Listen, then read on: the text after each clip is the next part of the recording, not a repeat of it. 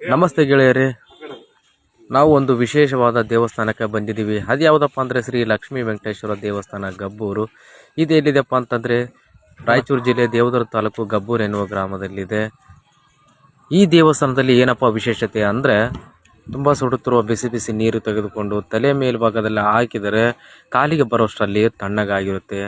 ಈ ಗುಡಿಗೆ ಹೋಗುವ ಮುಂಚೆ ನಾವು ಕೈಕಾಲು ಮುಖ ತೊಳೆದುಕೊಂಡು ಹೋಗಬೇಕಾಗುತ್ತೆ. ಹಾಗೆ ಗುಡಿಯ ಸುತ್ತಮುತ್ತ ನೋಡಿಕೊಂಡೆವು, ಕಾಲು ತೊಳೆದುಕೊಂಡೆವು.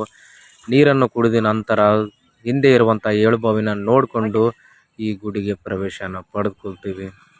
ದೇವಸ್ಥಾನ ಒಂದು ಸುತ್ತು ಹಾಕಿದ ನಂತರ ನಮಗೆ ಕಾಣುವುದೇ ಈ ಬೋರ್ಡು. ಅದನ್ನು ನೀವೇ ಓದ್ಕೊಂಬಿಡಿ. ನಂತರ ಅಲ್ಲೇ ಇರುವಂಥ ಪಕ್ಕದಲ್ಲಿ ಗುಡಿಯ ಒಳಗಡೆ ವಿಗ್ರಹ ಇಲ್ಲ, ಎಲ್ಲ ಪಾಳು ಬಿದ್ದು ಹೋಗಿದೆ. ಅದನ್ನು ನೋಡಿಕೊಂಡು ಹಾಗೆ ನಾವು ಮುಂದುವರೆದಂತೆ ನಮಗೆ ಸಿಗುವುದೇ 3 ವಿಗ್ರಹಗಳು. ಅಲ್ಲಿ ಗಣಪ, ವೆಂಕಟೇಶ್ವರ, ನರಸಿಂಹ ಮೂರ್ತಿಗಳು ಮತ್ತು ಮೇನ್ ಮುಖ್ಯವಾಗಿ ಇನ್ನೇನಪ್ಪ ಅಂತಂದರೆ ಶಾಸನ. ಇಷ್ಟು ನೋಡ್ಕೊಂಡಾದ ನಂತರ ನಾವು ಮತ್ತೆ ಮುಂದಕ್ಕೆ ಬಂದೆವು. ಇಲ್ಲಿ ಇರುವಂಥ ಒಂದು ಎದುರುಪಾದಿಗೆ ಹಾಲ್ಗಂಬ ಇದೆ. ಅದನ್ನು ನೋಡ್ಕೊಂಡಾದ ಸೀದಾ ನಂತರ ದೇವಸ್ಥಾನ ಒಳಗಡೆ ಪ್ರವೇಶ ಮಾಡ್ತೀವಿ. ಇದೇ ದೇವಸ್ಥಾನ, ಇದೇ ವಿಗ್ರಹ ನೋಡಿ ಸ್ನೇಹಿತರೆ. ಇಂಥ ಒಂದು ದೇವಸ್ಥಾನ ಎಲ್ಲಿರಲಿಕ್ಕೆ ಚಾನ್ಸೇ ಇಲ್ಲ. ಇದೇ ಮೂರ್ತಿಯ ತಲೆ ಮೇಲೆ ಬಿಸಿ ನೀರನ್ನು ಹಾಕಿದರೆ ಕಾಲಿಗೆ ಬರೋಷ್ಟರಲ್ಲಿ ತಣ್ಣಗಾಗಿರುತ್ತೆ ಅಂತ ಹೇಳಿದ್ನಲ್ಲ, ಅದಿದೇ ವಿಗ್ರಹ ನೋಡಿ ಸ್ನೇಹಿತರೆ.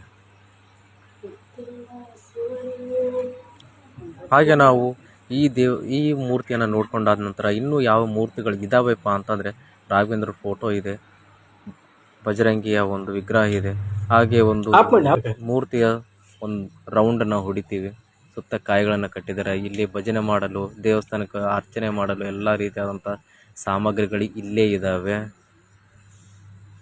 ಮತ್ತು ನಾವು ಹೊರಗಡೆ ಬರ್ತೀವಿ. ಹೊರಗಡೆ ಬಂದ ನಂತರ ನೀವೇನಾದರೂ ಫಸ್ಟಿಗೆ ಏನಾದರೂ ಪಟ್ಟಿ ಕೊಡುವ ಹಾಗಿದ್ರೆ ಇಲ್ಲಿ ಬರೆಸ್ಬೋದು.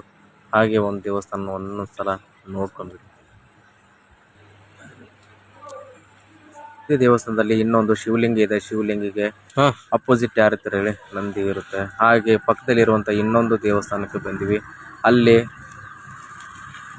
ವಿಗ್ರಹಗಳೆಲ್ಲ ಇಲ್ಲೇ ಇದ್ದಾವೆ, ಸಾಕಷ್ಟು ವಿಗ್ರಹಗಳು. ಇನ್ನೊಂದು ದೇವಸ್ಥಾನಕ್ಕೆ ಅಲ್ಲಿ ಎಂಟ್ರಿ ಕೊಟ್ಟಿವಿ. ಅಲ್ಲಿ ಬಂದ ನಂತರ ದೇವಸ್ಥಾನ ಒಳಗಡೆ ಎಂಟ್ರಿ ಕೊಟ್ಟಾದ ತಕ್ಷಣ ಎಡಗಡೆ ಇರೋದು ಬಸವಣ್ಣ, ಒಂಥರ ಅಪೋಸಿಟ್ ಇರೋದು ಶಿವಲಿಂಗ ಇರುತ್ತೆ. ಹಾಗೆ ದೇವಸ್ಥಾನದ ಒಂದು ರೌಂಡ್ ಹೊಡಿತಾನೆ ನಮಗೊಂದು ವಿಗ್ರಹ ಕಾಣುತ್ತೆ. ಆ ವಿಗ್ರಹನ ನೋಡ್ಕೊಂಡು ಆದ ನಂತರ ನಿಮಗೆ ಹಾಗನ್ನು ತೋರಿಸ್ತಾ ಇದ್ದೀನಿ, ಗಣಪ ಕೂಡ ತೋರಿಸ್ತಾ ಇದ್ದೀನಿ, ಶಿವಲಿಂಗ ತೋರಿಸ್ತಾ ಇದ್ದೀನಿ. 2 ಅಪೋಸಿಟ್ ಇದೆ. ಇನ್ನೊಂದು ಒಂದು ಗರ್ಭಗುಡಿಯಲ್ಲಿ ಶಿವಲಿಂಗ ಇದ್ದರೆ ಇನ್ನೊಂದು ಗರ್ಭಗುಡಿಯಲ್ಲಿ ನಿಮಗೆ ಬಸವಣ್ಣ ಸಿಗ್ತಾನೆ. ಹಾಗೆ ಒಂದು ಸುತ್ತ ಇದೇ ದೇವಸ್ಥಾನ ಸುತ್ತಮುತ್ತ ನೋಡ್ತಾ ಈ ವಿಶೇಷತೆ